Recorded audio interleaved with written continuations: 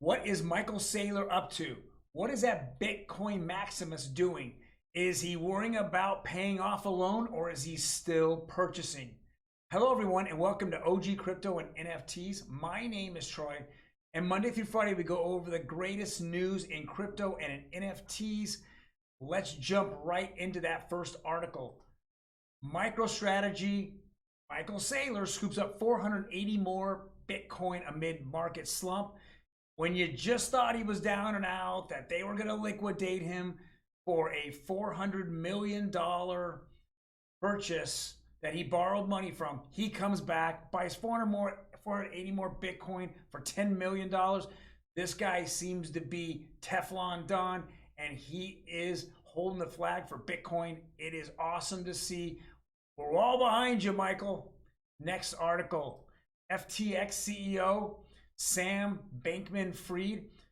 Some smaller exchanges are too far gone, insolvent, and unlikely to be saved. So basically, he's saying that some of the smaller crypto exchanges where you're buying and purchasing crypto off of, don't leave your money on the exchange. Pull it off. He's saying that some of them have lending platforms on them, and those lending platforms are already in the red. And if you continue to leave it on there, sooner or later, as the market dips, you're going to get liquidated. We've heard this over and over and over. I know what you're thinking. Is he's a CEO of one of the largest exchanges out there, one of the big three, besides Binance, FTX, and Coinbase. And he's now talking down to some of the smaller fish, and he's shooting them in a barrel. But I think that he's onto something here. He seems to want to save the world with all these other lending platforms like Voyager, and looking at Celsius, and also looking at, was it BlockFi? BlockFi he wants to deal with as well. He's looking at all these, and he's trying to be the savior. Now, I think Celsius is way too far gone, but here nor there, he's there to save the big boys, but he's wanting to kind of weed out all the small fish. Next article, Polkadot founder announces steps towards fully decentralization with a new governance model. Love it. I'm glad that he's shaking up his business. I know they have a conference going on right now.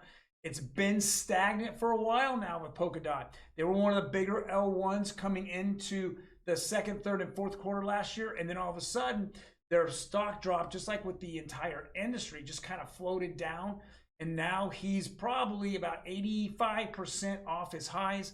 We're hoping to see him shake it up. Polkadot is starting to get a lot more love now. A lot of dApps starting to come back. We're excited about it, and he's changing everything. Now, is he going to add more parachains? I heard that the parachains were over with, but if he adds more, again, more companies building on Polkadot. We're kind of excited to see this after we're seeing other L1s kind of flounder, like Solana having their going down. Cardano had a little bit of issue with their hard fork. So we're good to see that there's some good news out there with these big L1s. Next article is bear market will last until crypto apps are actually useful. This is interesting that Mark Cuban said this. He's saying that the speculation market of crypto, which has been going on now for 12 years, there's no more speculation. He says it's time to shit or get off the pot, basically. If you have something that can be useful, you have something that can change the world, or at least make our lives better, it needs to be functional now. It doesn't need to be a good story. And I agree with them. It is time for that. I don't care how many good stories you have. I know Solana just came out and said, oh, I got a phone that we're going to put together. That's, again, we're not at adoption on that yet. You still have Apple and Google out there that are going to crush you like a little, as Mr. Wonderful says, cockroach that you are. We don't want to hear those stories. We want to see application now. And so Mark Cuban saying that, they says this will be in hyper growth if we can get these applications and utilities up and working in the financial world. Next article is Ronaldo partners with Binance. Now, this isn't new news.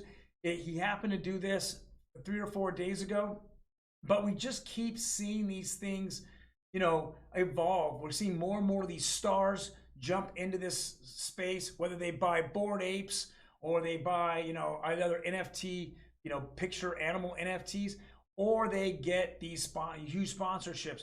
This is fantastic. He is considered the best and the greatest soccer player in the world at the moment, and it's nice to see this happen. This is like LeBron James actually partnering with a crypto company as well and being their spokesperson only. So good to see it. Want to see some more in the future. Guys, thank you very much for joining me today. Have all these news stories going on that are fantastic. If you like what you're hearing, again, hit the like button. Otherwise, if you have any comments, please leave them in the comment section. I'm more than happy to answer them for you. Otherwise, you guys have a fantastic day, and I will see you tomorrow.